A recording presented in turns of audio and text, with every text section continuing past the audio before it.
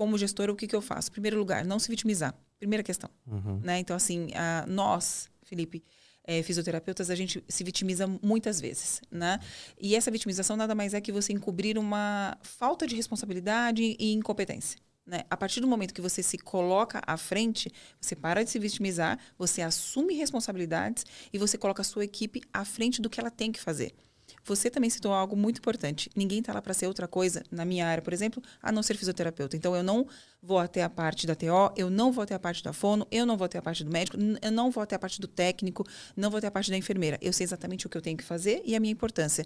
E eu pergunto para vocês como vocês podem me ajudar naquilo, naquele desenvolvimento, porque o nosso objetivo comum é o paciente. Então, como gestora, é a parte fundamental. Eu tenho que proporcionar esse ambiente para o meu fisioterapeuta. Ô, Léo, a Vivi é tão incrível que ela puxou já o próximo tópico. A gente ia falar justamente Eu disso. O problema do vitimismo nas profissões. Qual dica que você dá, Vivi, para esses recém-formados mesmo? Saindo do forninho ali. Eu sou muito polêmica em algumas coisas, né? Quando um paciente falece, o que acontece? Você vai lá e assina um documento do qual você responde jurídico e civil e criminalmente por aquilo, que chama atestado de óbito, né? Então, a DO serve para isso. Só você assina. Sim. Só que você não foi o único responsável por aquilo. De verdade, eu acredito que as pessoas deveriam receber responsabilidades e entender a responsabilidade dela. Quando você melhor se responsabiliza, mais você entende o seu papel. Então, você não entende o que é morar sozinho até o dia que você morou. Exato. Né? Então, é essa responsabilidade. Então, para mim, todo mundo tinha que assinar o atestado de óbito. Então, na minha opinião, o vitimismo diminui quando a responsabilidade aumenta. Que aí você já segrega. Você já sabe quem é que quer, quem é que não quer. Entendeu? Isso é verdade. Então, para mim, a coisa mais importante é essa. Então, na minha opinião, todo mundo deveria assinar com você o atestado de óbito. Eu acho que isso faz sentido e, de certa forma, tiraria até um pouco do peso, né? Que muitas vezes fica em cima do profissional, do médico, né? Sim. Em relação a esse evento. Né? Muitas vezes a gente fala... É até usado isso daí como uma expressão, né? Mas quem vai assinar sou eu. Perfeito. Então tem que fazer do jeito que a gente está conduzindo. Perfeito. E eu acho que não é tão assim, né? Eu acho que, igual você falou, cada área tem a sua função, cada área tem o seu conhecimento. A gente não consegue sobrepor todas elas. Eu acho que o diálogo ele é essencial para a gente conseguir fazer um plano de ação direcionado para o tratamento e para o desfecho. Às vezes não vai ser a cura, mas para o resultado final satisfatório.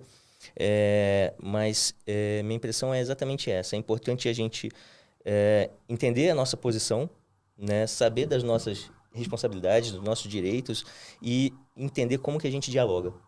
Né? Eu acho que a comunicação é essencial e em todas as áreas. E muitas vezes, até por essa questão de diferenciação hierárquica, pela questão de, muitas vezes, grau de instrução e tudo mais, como é uma equipe muito diversa, né? É difícil, às vezes, a gente conseguir que um técnico venha falar com o médico ou que venha falar Alguns têm com até o receio, fisioterapeuta. né, Felipe? Eles se sentem receosos de falar. E a gente precisa desse feedback, claro. Né? E tem alguns médicos também que claro, se posicionam numa posição de outro nível que não permite esse acesso. Mas eu acho que é essencial que a gente nivele, né, essa linha de comunicação, que estabeleça uma linha de comunicação com todo mundo. Porque você sabe que teve um vídeo que viralizou na internet esses últimos tempos, que era justamente falando disso. Foi bastante polêmico, né? Como a Vivi fala, que às vezes tem muita polêmica. Mas era justamente de uma acadêmica de medicina do 6º ano, que foi confundida com uma enfermeira, né? Por um médico.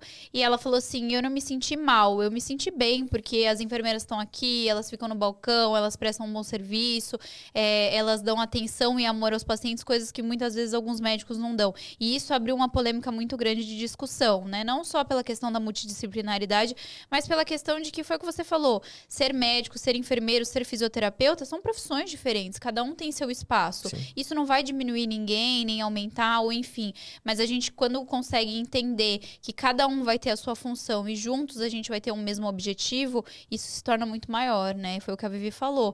É a questão, e eu acho que essa vitimização, eu adorei a questão da responsabilização, viu, Vivi? Eu acho que você, assim, falou que todo gestor gestor deveria pregar para a equipe? Porque quando eu me sinto responsável por um resultado positivo, mas também por um resultado negativo do paciente, eu começo a entender todo esse processo, né? Sim. E eu nunca tinha parado para pensar nisso, viu, Vivi? A gente adora cases de sucesso, né? Falar, olha, a gente foi lá, fez... Mas realmente, os casos que às vezes a gente erra, muitas vezes a gente não consegue nem ter um briefing como equipe de falar, ó, o que será que a gente poderia ter feito de melhor? E isso é muito bacana, Vivi, adorei.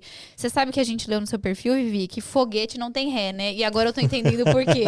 Porque assim, realmente, a gente até queria, Vivi, explica um pouquinho essa frase, mas nem precisou, né? Porque você já com os exemplos já falou pra gente por que o foguete não tem ré. E o Elon Musk quebrou essa minha frase, porque agora ele volta, né? Então ele exato.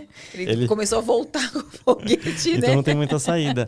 Você sabe que a Andressa até comentou agora, né, na questão que ela fala sobre o vitimismo ali da profissão. O que eu mais costumo escutar é o que você comentou, sobre a parte onde fala do mercado saturado, né? Que eu acho Ninguém aguenta mais esse mercado saturado. porque o mercado... Na verdade, o que eu paro para pensar nessas horas é que você também tem que procurar ali o seu nicho, né? E você tem que... É um desafio diário para você conseguir se identificar naquele nicho e se destacar. Você sabe, Léo, que eu vejo muitos profissionais, principalmente recém-formados, estão ali, ó, sentados, olhando TikTok, né? 24 horas. O mercado tá saturado. Gente, mas você não quis fazer nenhuma especialização. Você não quer fazer um estágio, às vezes, de graça, mas para você aprender.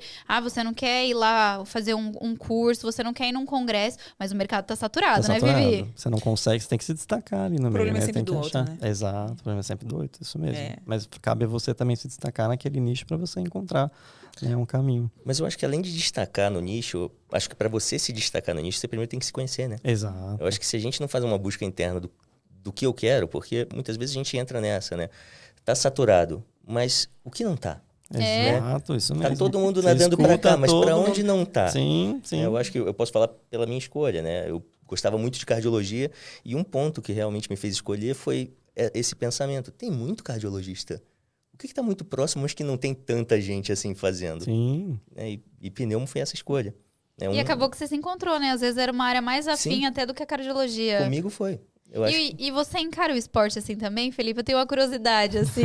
Totalmente. Você sabe que a Vivi também, né? Bicicleta. Felipe, né? Vamos focar aqui, ó, no Felipe. Felipe, vamos lá, voltando a falar. Eu acho que a minha escolha de atuar dentro da medicina esportiva, junto com a pneumologia, também tem a ver com isso, né? Porque é uma área que está muito afim, né? Fisiologia do esporte é basicamente fisiologia cardiorrespiratória, né? Junto com a parte musculoesquelética, que é a função do corpo.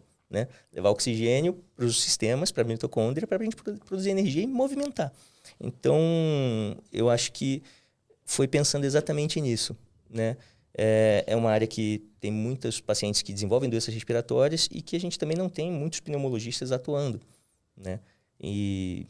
Então, acho que então, é uma integração de duas paixões. Foi juntar duas coisas. Ô, Léo, você imagina o Felipe pedalando ali, 5 horas da manhã, pensando nas mitocôndrias dele? Eu já tô cansado, né? Nossa, eu tô aqui só pensando. E eu queria muito, né, ter essa disposição, porque, nossa, eu não tenho, não.